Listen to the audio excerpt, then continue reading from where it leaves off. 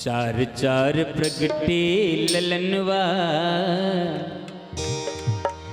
चार चार प्रगटे ललनवा।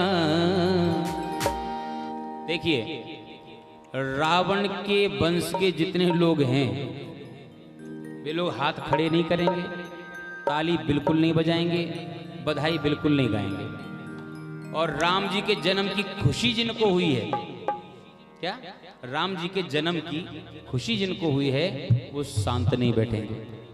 ठीक है, अब देखना यह है कि राम जी के जन्म की खुशी किसे हुई, और राम जी रावण के शत्रु हैं, तो भाई दुख तो उसी को होगा जिसे रावण के मरने का गम है, सो वो शांत बैठे रहेंगे। अब देखना यह है कि होता क्या है।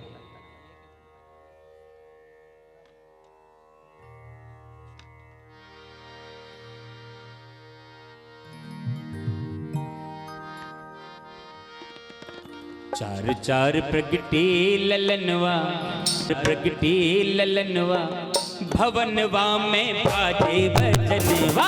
चार चार प्रगटे ललनवा, भवनवा में बाजे भजनवा। चार चार प्रगटे ललनवा, भवनवा में बाजे भजनवा। बाजे भजनवा सखी बाजे भजनवा, बाजे भजनवा सखी बाजे भजनवा। चार चार प्रगटे ललनवा, भवनवा में बाजे भजनवा। चार चार प्रगटे ललनवा, भवनवा में बाजे भजनवा। बोले चारों भैयन की घूमते हुए रामलला सरकार की।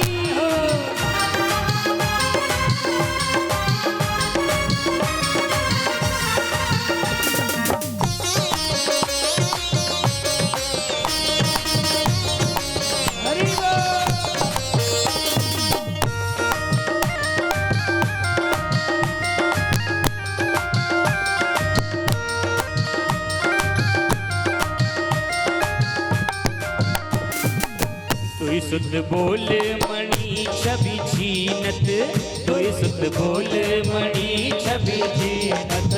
दुई सुत बोल मणि छवि छीनत, दुई सुत बोल मणि छवि छीनत। दुई सुत बोल मणि छवि छीनत, दुई सुत बोल मणि छवि छीनत। दुई सुत कंचन बरनवा, दुई सुत कंचन बरनवा, भवनवा में बाजे भजनवा। चार चार प्रगटे ललनवा, भवनवा में बाजे भजनवा। चार चार प्रगटे ललनवा, भवनवा में बाजे भजनवा। बोले चारों भैयन की, राघवेंद्र सरकार की।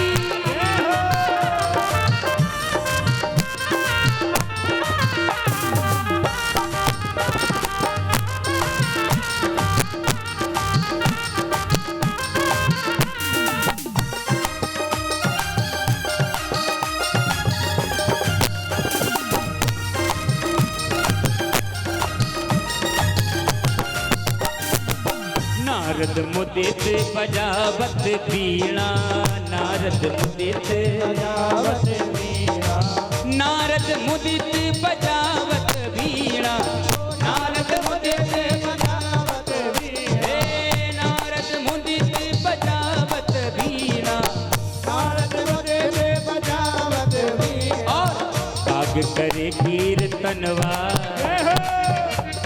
करे कीर्तनवा, भवनवा में बाजे भजनवा।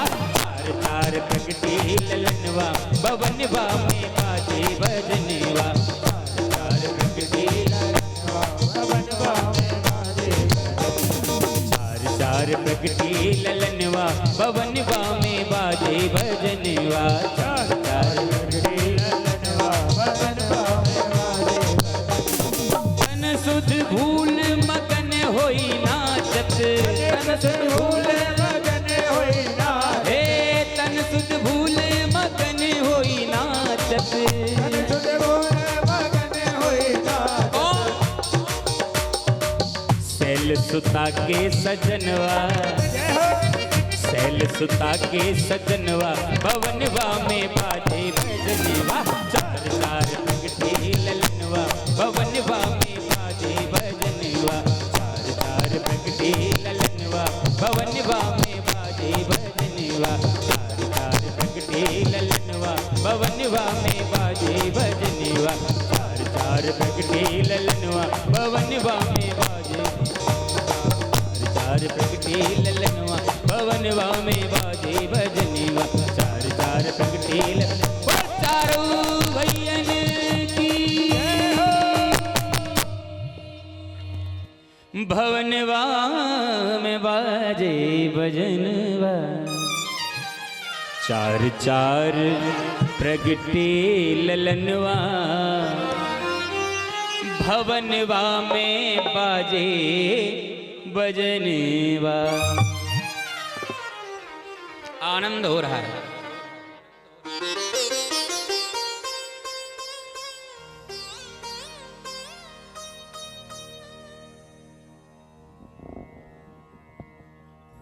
सुनि शिशुरुदन परम परम चल आई सब रानी।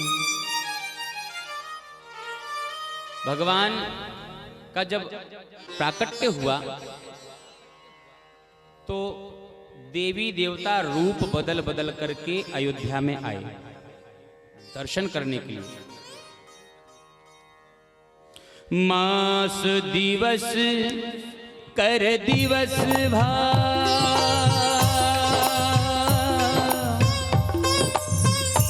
मरम न जाने को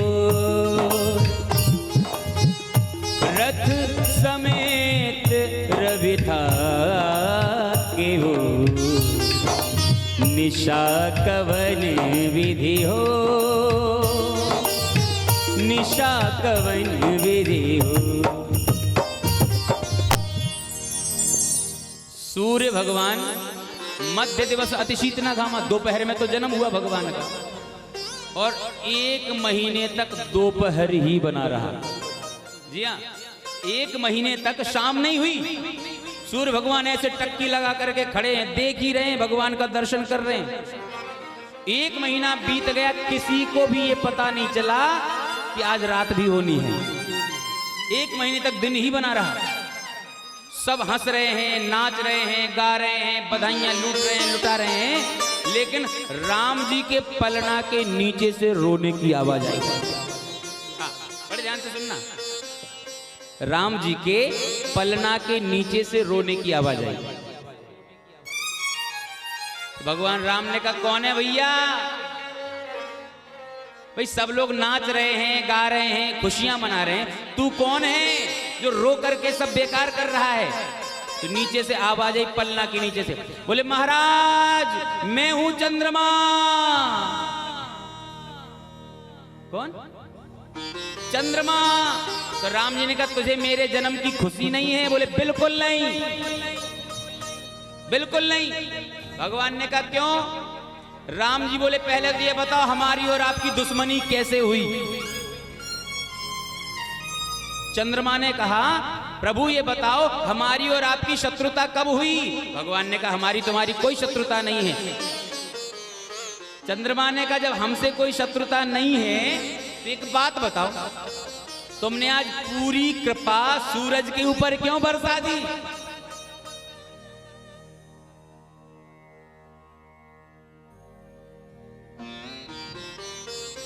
नौमी तिथि मधुमास पुनीता।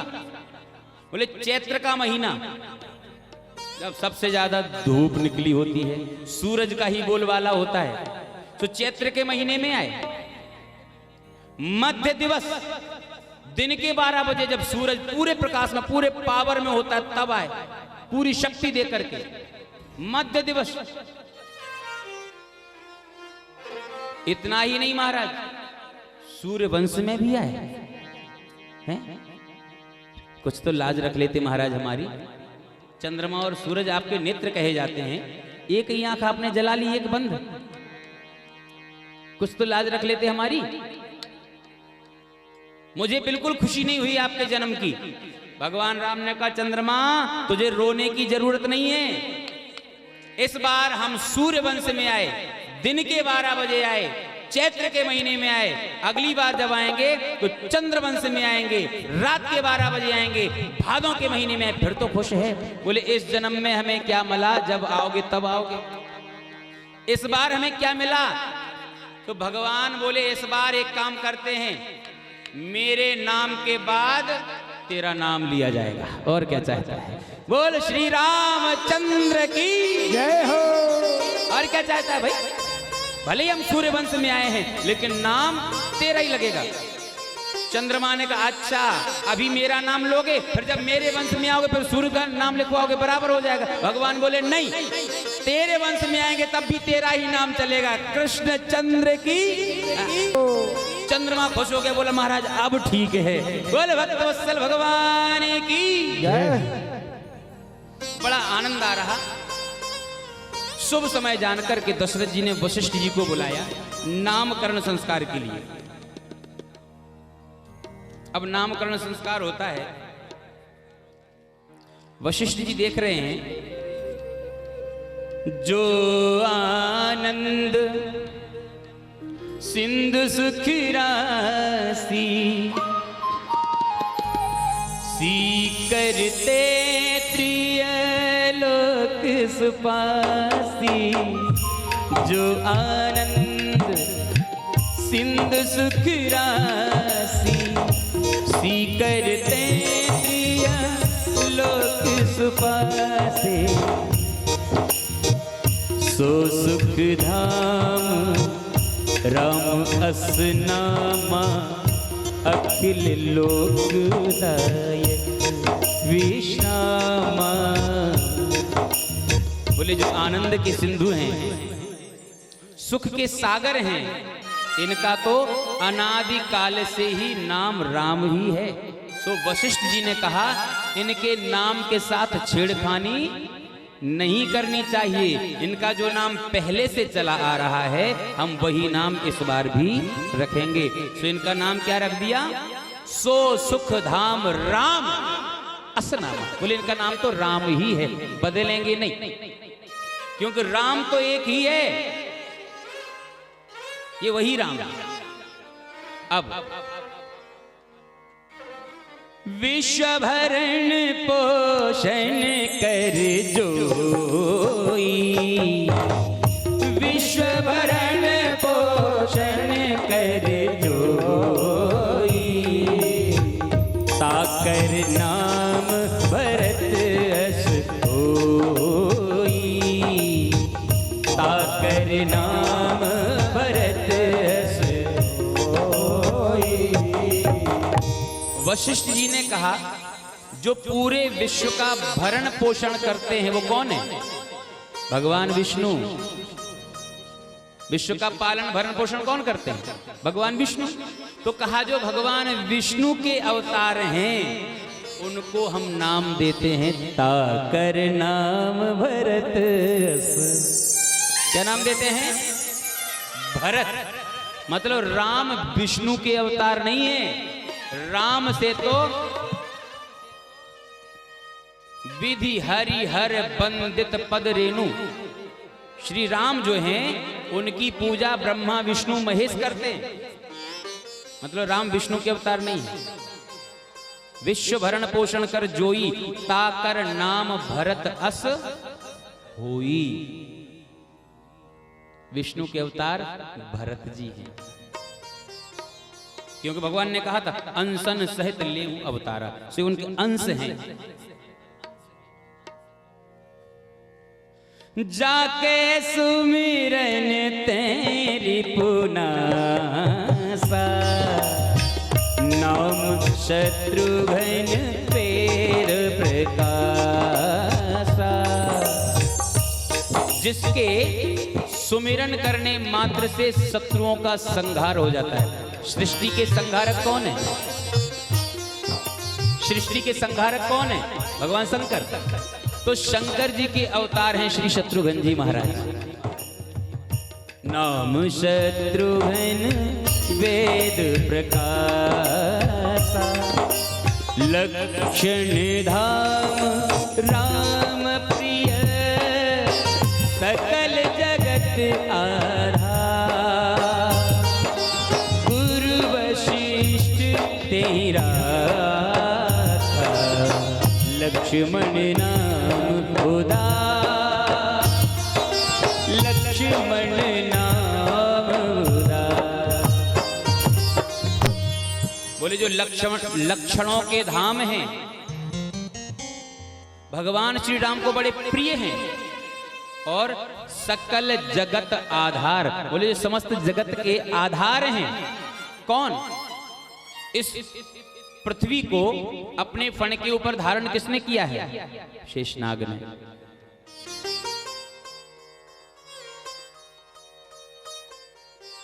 कुछ लोग कहते हैं कि महाराज वैज्ञानिकों ने सर्च कर लिया कि शास्त्रों की बाकी तो सब बातें सही हैं, जितनी दूरी बताई, जितना जो कुछ बताया सब ठीक है, लेकिन पृथ्वी शेषनाग के फड़ों पे नहीं रखी है, और शास्त्रों में लिखा है कि पृथ्वी शेषनाग के फड़ों पे रखी है। ये बात झूठी, एक बात झूठी है, तो उनको बता देना चाहते हैं। सकल जगत आधार बनाया है। शेषनाग का जो फण है, उस फण के ऊपर शेषनाग जो सांस लेते हैं, उसकी वायु के वेग से अन्य जितने ग्रह हैं, उन सभी ग्रहों की जो गुरुत्वाकर्षण शक्ति है, उसके कारण पृथ्वी हमें देखने में लगता है कि अथ पर है, बीच में है, किसी पर रखी हुई नहीं है। लेकिन जिस दिन शेषनाग ने जोर से सांस ले ली ना, उसी दिन पृथ्वी पर भूकंप आ जाता है, हिल जाती है। बैलेंस पे रखी हुई है पृथ्वी, फण के ऊपर नहीं रखी है कि फण के ऊपर ही रखी है, वो तो आधार बना रखा है उसको बैलेंस बनाने के लिए। सकल जगत आधार, गुरु वशिष्ठ ते ही राखा, लक्ष्मण नाम उदार, उन शेषावतार का नाम लक्ष्मण रखा। बोले लक्ष्मण जी महाराज की, चारों भैयन की। महाराज धीरे धीरे चारों भाई बड़े हुए। विश्वामित्र जी को पता चला कि भगवान ने अवतार ले लिया।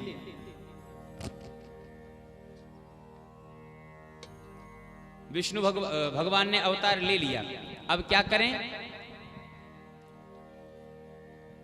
असुर समूह सतावही, जो राक्षस हैं खरदूषण आदि, ये यज्ञ नहीं करने देते थे, ये यज्ञ नहीं करने देते थे। सो विश्वामित्र जी दशरथ जी के पास पहुंचे। दशरथ जी से कहा, महाराज हम राम और लक्ष्मण को लेने के लिए आए हैं। बड़े ध्यान से सुनना, हम राम लक्ष्मण को लेने के लिए आए हैं। दशरथ जी ने कहा, महाराज चारों सुत मोहि प्राण की नाई, राम देत नहीं बनत गोसाई। बोले प्रभु, वैसे तो चारों बेटा मुझे प्राणों के समान प्रिय हैं, लेकिन राम देत नहीं बनत गोसाई, राम को नहीं दे सकते हैं। क्यों? जब चारों बेटा प्राणों के समान हैं, तो फिर स्पेशल राम का नाम क्यों लिया कि राम को नहीं दे सकते भाई, चाहे तीन को ले जाओ? क्या कारण है इसका? क्या दशरथ जी भेदभाव करते हैं, राम को ज्यादा चाहते हैं और तीन बच्चों को कम? क्या यही बात है? बोले ऐसी कोई बात नहीं है। फिर कौन सी बात? एक समय की बात, राजा दशरथ आकाश मार्ग में खड़े हैं, स्वर्ग में युद्ध जीत करके आए हैं, देवासुर संग्राम। सब देवी देवता दशरथ जी को माला पहना रहे हैं, उनका स्वागत कर रहे हैं, लेकिन शनि देव पीठ दे करके खड़े हैं। शनि देव पीठ दे करके खड़े हैं, दशरथ जी की तरफ देख नहीं रहे। तो दशरथ जी ने शनि देव से कहा, क्यों शनि देव, क्या तुम्हें मेरी विजय की प्रसन्नता नहीं हुई? शनि देव ने कहा, महाराज मुझे आपकी विजय की बड़ी प्रसन्नता है।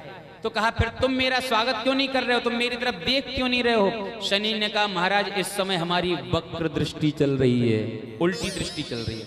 अगर हमारी वक्र दृष्टि आप पर पड़ गई तो आपकी किस्मत खराब हो जाएगी, आपके प्राणों पर भी खतरा हो सकता है, इसलिए हम आपको नुकसान पहुंचाना नहीं चाहते, इसलिए हम आपको नहीं देख रहे हैं।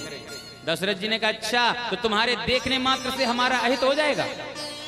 शनि ने कहा बिल्कुल हो जाएगा महाराज, ये शनि की वक्र दृष्टि है, कोई नहीं बचा इससे। तो दशरथ जी ने कहा एक काम करो, अब तुम हमें देख ही लो। जिद की दशरथ जी ने, बोले अब तो तुम हमें देख ही लो। शनि ने खूब मना किया, बोले नहीं महाराज, नहीं महाराज। लेकिन दशरथ जी नहीं माने, बोले तुम तो हमें देखो, जो होगा सो देखा जाएगा। जैसे ही शनि ने अपनी वक्र दृष्टि दशरथ जी पर डाली, तो दशरथ जी का रथ जल के भस्म हो गया, आकाश मार्ग से नीचे गिरे, उनकी सारी शक्ति समाप्त। आकाश मार्ग से नीचे की ओर गिरे। जब नीचे गिरने लग गए तो गीधराज जटायु आकाश में घूम रहे थे। जटायु की दूरदृष्टि गिद्ध की लंबी दृष्टि होती है। जटायु ने देखा कि तो अयोध्या के राजा दशरथ बड़े प्रतापी और धर्मात्मा राजा हैं, अगर ये नीचे गिरेंगे तो इनके प्राण निकल जाएंगे। सो जटायु बड़े वेग से गए और अपनी पीठ के ऊपर दशरथ जी को धारण कर लिया। अचेत हो गए थे दशरथ जी, बेहोश हो गए थे। उनको ले जा करके सरयू किनारे गए, जल लिया और दशरथ जी के ऊपर जल के छींटे मारे। दशरथ जी को जब होश आया तो दशरथ जी ने कहा जटायु, तुम्हें वरदान में हमसे जो कुछ चाहिए सो मांग लो, आज तुम्हारे कारण हमारे प्राण बचे हैं। तुम्हारे कारण आज हमारे प्राण बचे हैं। जटायु ने कहा महाराज वचन दो कि अगर हम मांगेंगे तो आप दे दोगे। दशरथ जी ने कहा मेरे प्राणों से ज्यादा कुछ थोड़ी मांग लोगे, बोलो क्या चाहिए, देते हैं। वचन दिया दिया दिया। जटायु ने कहा महाराज हमें आपका बड़ा बेटा चाहिए। क्या कहा? जटायु ने क्या मांगा दशरथ जी से कि महाराज हमें आपका बड़ा बेटा चाहिए। लेकिन उस समय दशरथ जी के कोई संतान थी ही नहीं। तो दशरथ जी बोले जटायु तुमने ऐसी चीज मांगी जो हमारे पास है ही नहीं, होती तो हम जरूर देते, लेकिन है ही नहीं तो कहां से दे दें। जटायु ने कहा अगर हमारी किस्मत से हो जाए तो बड़ा बेटा हमें चाहिए। दशरथ जी बोले हम तुम्हें वचन देते हैं, रघुकुल रीति सदा चली आई, प्राण जाहे पर वचन न जाई। हम तुम्हें वचन देते हैं, हम तुम्हें वचन देते हैं कि हमारा बड़ा बेटा अगर हुआ तो तुम्हारा हो जाएगा। बस आज जैसे ही जटायु को पता चला कि दशरथ जी के यहाँ 4 बेटा हुए हैं, सो जटायु आ गए दशरथ जी के महल में। और दशरथ जी राम लला को गोद में लेकर के लाड़ दुलार कर रहे थे, प्यार कर रहे थे। उसी समय जटायु पे नजर पड़ी दशरथ जी की। सो जैसे ही दशरथ जी ने जटायु को देखा, सो इतना सा मुंह हो गया दशरथ जी का। बुढ़ापे में तो बच्चे हुए, ये आ गए अलग, इतना सा मुंह हो गया दशरथ जी का। जटायु गए, बोले महाराज कुछ याद है? अब बड़ा बेटा हाथ में दशरथ जी के, महाराज कुछ याद है? दशरथ जी ने कहा हाँ हाँ जटायु हमें सब याद है, हमें सब याद है। रघुकुल रीति सदा चली आए, प्राण जाहे पर वचन न जाए।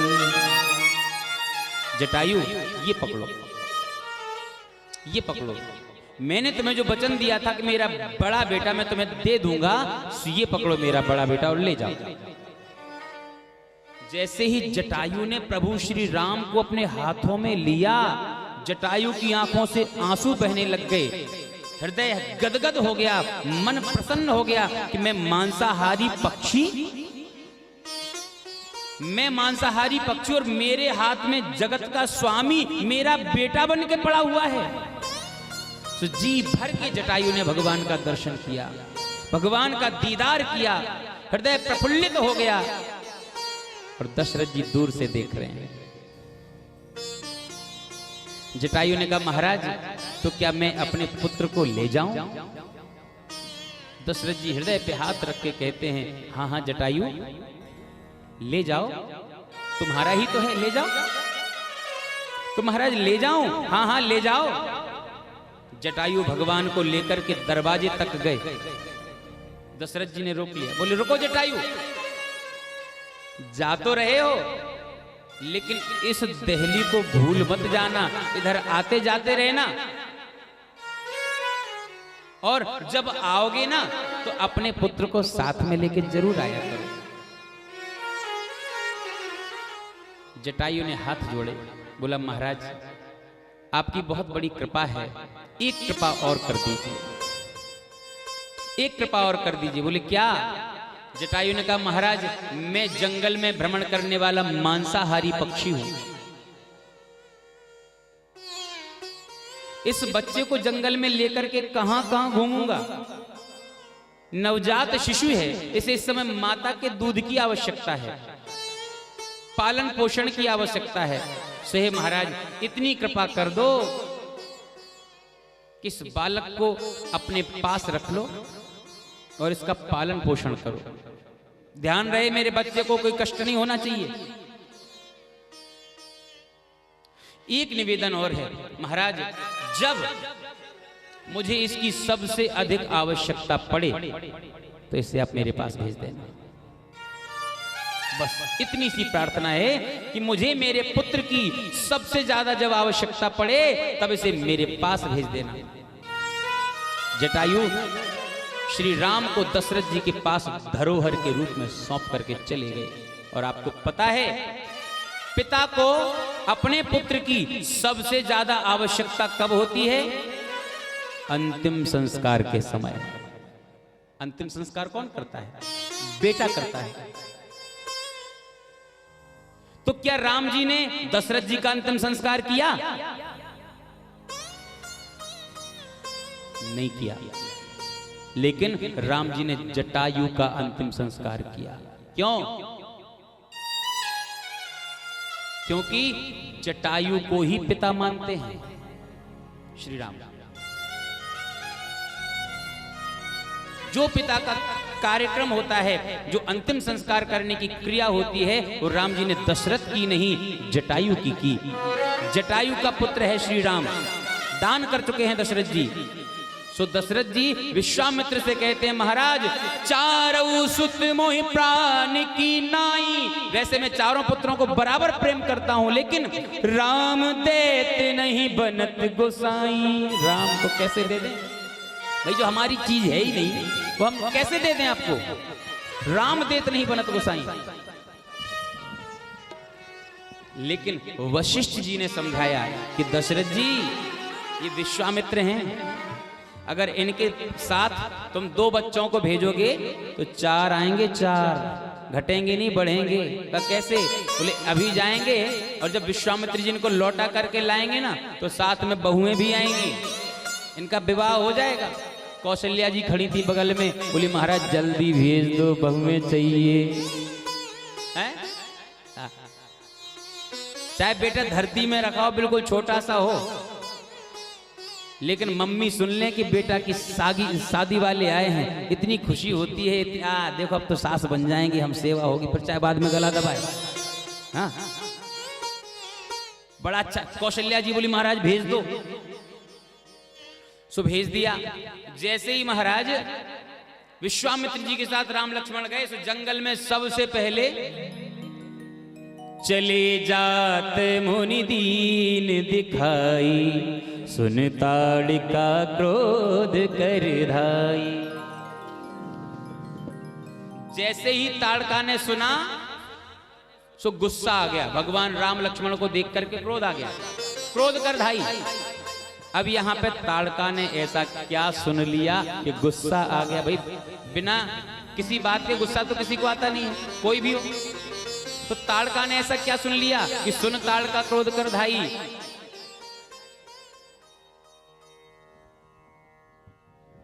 अच्छा एक बात बताओ, 7 बजे तक बैठने का टाइम यहाँ पे कितने लोगों के पास है? सिर्फ वही हाथ खड़े करना, उठने नहीं देंगे। पक्का? हाथ कम होते जा रहे हैं धीरे धीरे।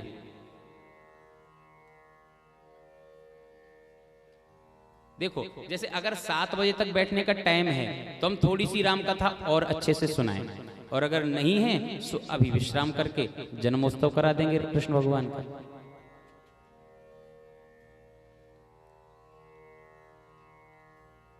टाइम है।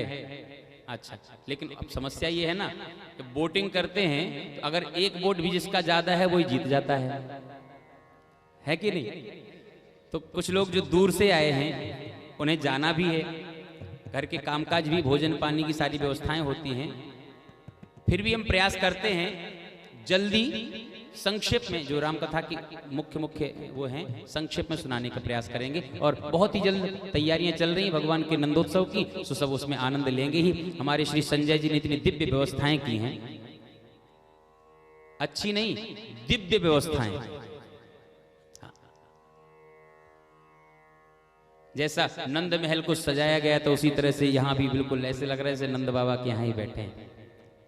चलिए, सुन ताड़का क्रोध कर धाई। ताड़का ने ऐसा क्या सुन लिया कि उसे राम लक्ष्मण पर गुस्सा आ गया? ऐसा क्या सुना?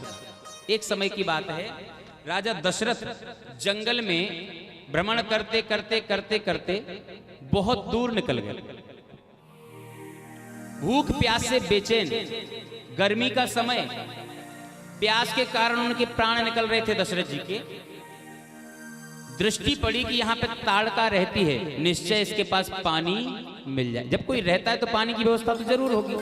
तो दशरथ जी ताड़का के पास गए और ताड़का से कहा, ताड़का प्यास के कारण मेरे प्राण निकल रहे हैं, तू मुझे पानी पिला दे तो तेरी बड़ी कृपा होगी। ताड़का तो है राक्षसी, ये तो बिना स्वार्थ के पानी की बात तक न करे हैं? तो ताड़का ने विचार किया कि अयोध्या के राजा हैं, अगर ये खुश हो गए तो कुछ भी दे सकते हैं। तो स्वार्थ बस ताड़का गई, बढ़िया शीतल जल भर के लाई, बढ़िया शीतल जल, और दशरथ जी को पिलाया। दशरथ जी ने तृप्त होकर के जल पिया, आत्मा तृप्त हो गई दशरथ जी की। जल पीने के बाद दशरथ जी बोले, ताड़का आज तूने मेरे प्राण बचा लिए हैं, इस जल के बदले में तुझे क्या चाहिए सो बोल। ताड़का बोली, महाराज पहले वचन दो कि हम जो मांगेंगे वो आप दोगे। दशरथ जी ने कहा, प्राणों से बड़ा कुछ नहीं होता, तू तो बोल, जो मांगेगी सो दिया दिया दिया, बोल। ताड़का बोली, महाराज आपके कोई संतान तो है नहीं? संतान तो है नहीं। भगवान राजा ने कहा नहीं। बोले, महाराज आपके मरने के बाद आपके अयोध्या के राज सिंहासन पर मैं बैठना चाहती हूं। हैं? क्या कहा ताड़का ने? राजन आपके मरने के बाद आपके अयोध्या के राज सिंहासन पर मैं बैठना चाहती हूं, बच्चे तो हैं नहीं आपके, सो आप मुझे वचन दो कि मैं ही बैठूंगी। दशरथ जी ने मन में विचार किया कि राक्षसी है, अगर ये अयोध्या के सिंहासन पर बैठेगी तो पूरा धर्म भ्रष्ट हो जाएगा। लेकिन ये बात भी ठीक है, हमारे बच्चे तो हैं नहीं, वचन दे ही दिया। तो दशरथ जी ने कहा, ठीक है, मेरे मरने के बाद अयोध्या के सिंहासन पर तू ही बैठेगी। वचन दे दिया दशरथ जी ने।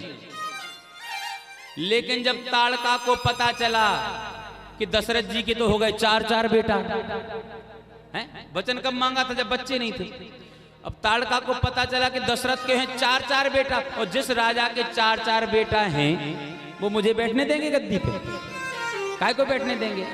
तब से ताड़का इस ताक में थी कि इन 4 बच्चों को मारना है कुछ भी करके। आज ताड़का ने सुना कि दशरथ जी के 2 बेटा आ रहे हैं, तो सुन ताड़का क्रोध कर धाई। अब गुस्सा आया कि दशरथ के बेटा, इन्हीं के कारण मेरा सिंहासन छिन जाएगा। सो दौड़ी राम लक्ष्मण को मारने के लिए। जैसे ही राम लक्ष्मण को मारने के लिए दौड़ी, से विश्वामित्री जी ने कहा, राम एक से दूसरा बाण नहीं, एक ही बाण में निपटा। क्या कहा राम से? विश्वामित्री जी बोले, राम एक ही बाण में मार देना। राम जी ने कहा, क्यों? बोले, अगर बच गई, एक बाण घलने के बाद अगर ये बच गई ना, तो पता है क्या कहेगी कि पिताजी तो आए थे सिंहासन देने और बेटा मारने आ गया।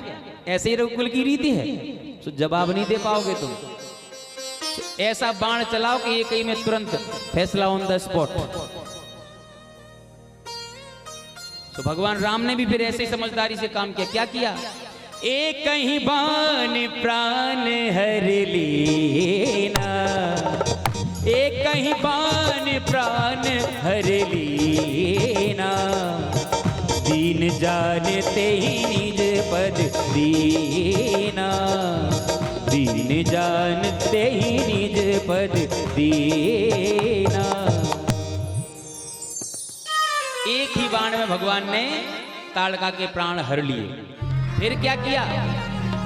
उस समय भगवान राम ने ताड़का की खोपड़ी की खड़ाऊं बनाई।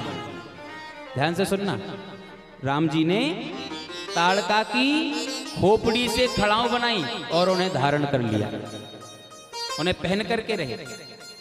जब श्री राम को वनवास हुआ तो उन खड़ाऊं को निकाल के वे अपने कक्ष में रख के नंगे पैर चले गए। जब भरत जी को पता चला कि प्रभु श्री राम नंगे पांव चित्रकूट में गए हैं, जंगल में गए हैं, तो राम जी की खड़ाऊं को भरत जी ने उठाया।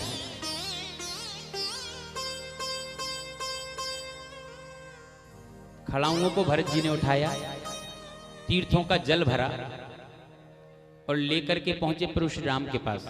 रख दी खड़ाऊं कि महाराज इन्हें पहनो, अब आपको नंगे पैर चलने की जरूरत नहीं है, इनको पहनो आप।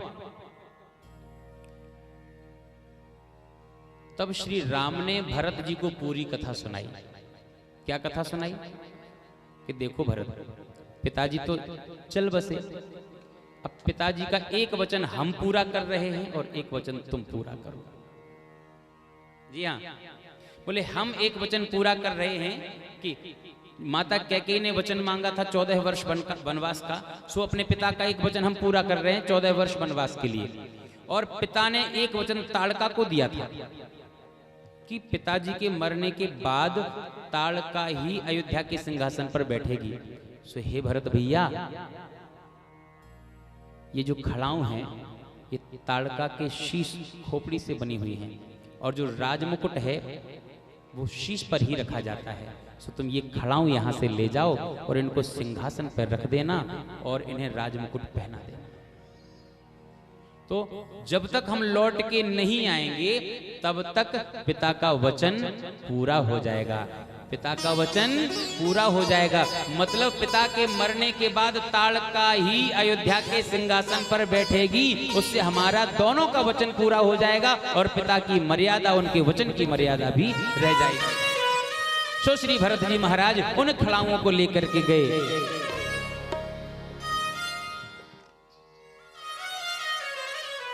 सिंहासन पर रख दिया। 14 वर्ष तक अयोध्या में राज किसने किया? ताड़का ने। ताड़का की खड़ाऊं रखी थी ना।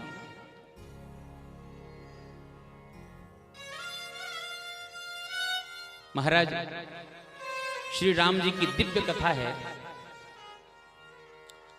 हरि अनंत हरि कथा अनंता, कहीं सुनहि बहुविधि सब सुनता। रामचरित जे सुनत अघाही, रस विशेष जाना तिन नाही। जो ठाकुर जी की कथा को सुनकर के ये कहेगी बस अब बंद करो। अभी हमने जैसे पूछा कि किसके पास समय है, तो लगभग सभी लोगों ने हाथ खड़े कर दिए। इसका मतलब अभी आप लोगों के अंदर प्यास है, अघाए नहीं है। जब हम भगवान की कथा से थकते नहीं हैं, उबते नहीं हैं, तो समझ लीजिए कि असली रस आप ले रहे हैं, कथा का असली रस पान आप कर रहे हैं, उसका पूर्ण लाभ ले रहे हैं। लेकिन हमें समय का ध्यान रखना है। प्रभु श्री राम विश्वामित्र जी के साथ वन में जाते हैं, उनके यज्ञ को संपन्न करवाया, जनकपुर जाकर के धनुष यज्ञ किया, सीता जी के साथ वर्ण किया, सीता जी का विवाह हुआ, राम जी के साथ चारों भाइयों का विवाह हुआ और अयोध्या में आ गए। आइए एक छोटा सा भजन राम जी का, उसके बाद फिर हम लोग कृष्ण कथा की तरफ चलते हैं, नंदोत्सव की तरफ चलते हैं।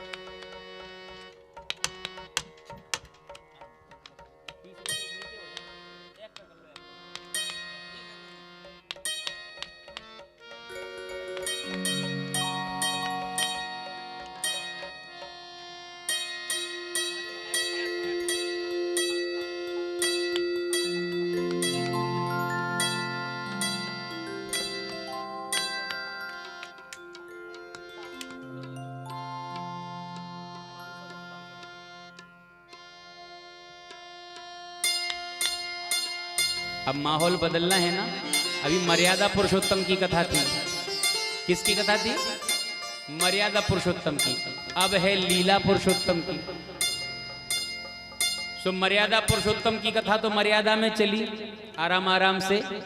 अब लीला पुरुषोत्तम की कथा लीलाओं में चलेगी, थोड़ा धूम धड़का भी हो सकता है। उसके लिए साज बाज परिवर्तित हो रहे हैं। जैसे राम कथा से कृष्ण कथा की ओर जाना है, तो अब साज परिवर्तित हो रहे हैं। अभी दूसरे स्केल पे थे, अब स्टॉप प्लेटफॉर्म चेंज हो रहा है।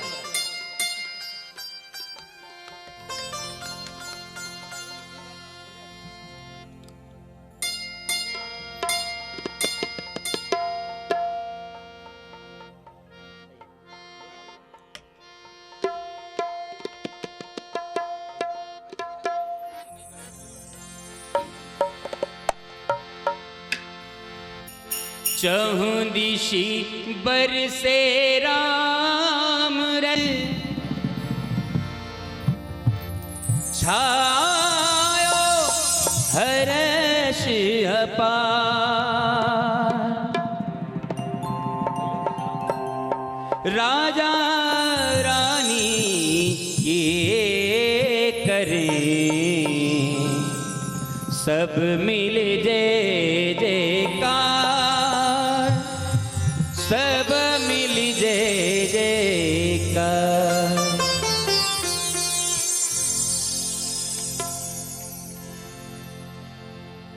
सावन की झरी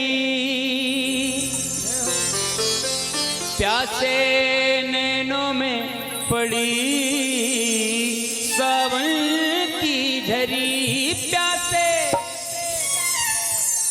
नैनों में पड़ी। दोनों हाथ खड़े कीजिए सभी लोग। भैया ये कैमरा के लिए हमारी तरफ, ये इतने लोग काहे के लिए बैठे हैं यहाँ? खाली हम दिखते रहेंगे बस। चैनल पे जो लोग देखते हैं वो सोचेंगे महाराज ने खरीद रखा है कैमरे को कि भाई मेरी तरफ लगाओ, बाकी सब ऐसे ही।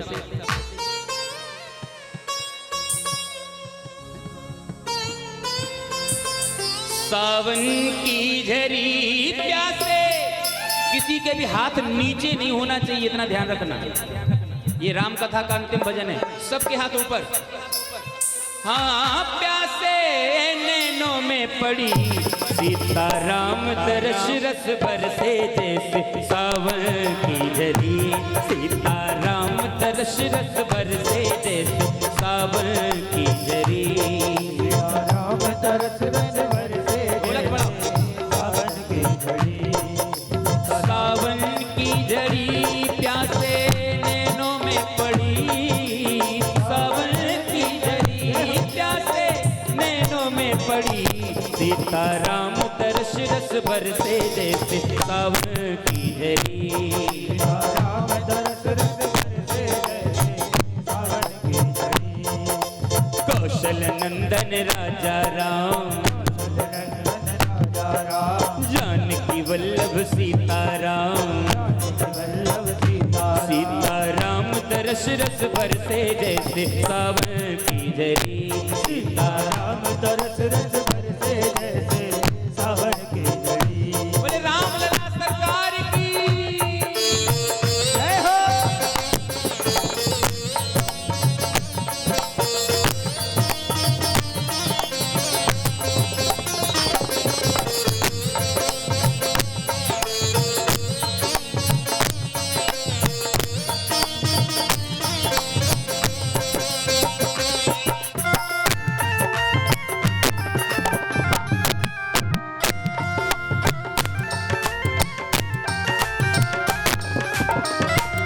रोम रोम को नैन बना लो, राम सिया के दर्शन पालो।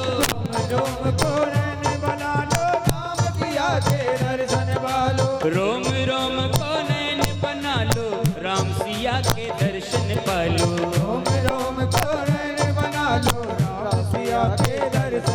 और बरसों बाद आई है, वर्षों बाद आई है मिलन की घड़ी। सीता राम दर्श रस बरसे जैसे सावन की झरी।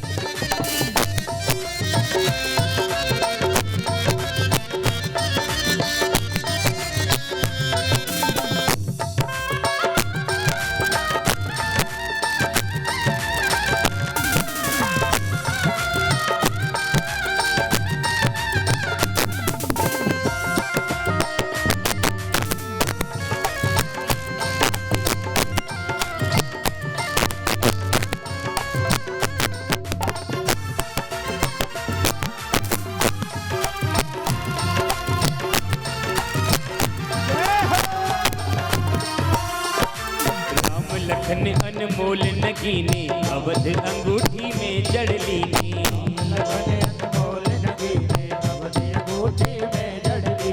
राम लखन अनमोल नगी ने अवध अंगूठी में जड़ ली नी।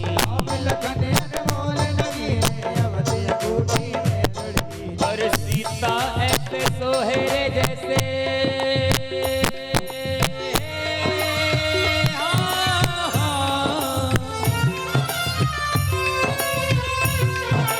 सीता ऐसे सोहेरे जैसे मोती की लड़ी।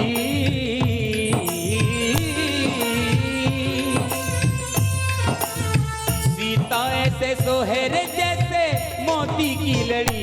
सीता राम दरस रस बरसे जैसे सावन की जड़ी।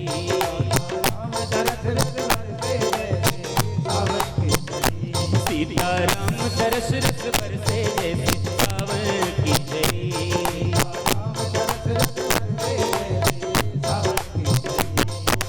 सावन की जड़ी प्यासे नैनों में पड़ी। सावन की जड़ी हाँ प्यासे नैनों में पड़ी। सीता राम तरस रस बरसे जैसे सावन की जड़ी।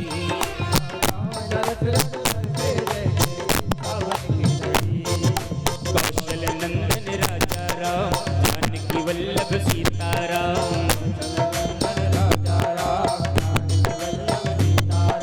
कौशल नंदन राजा राम जानकी वल्लभ सीता राम।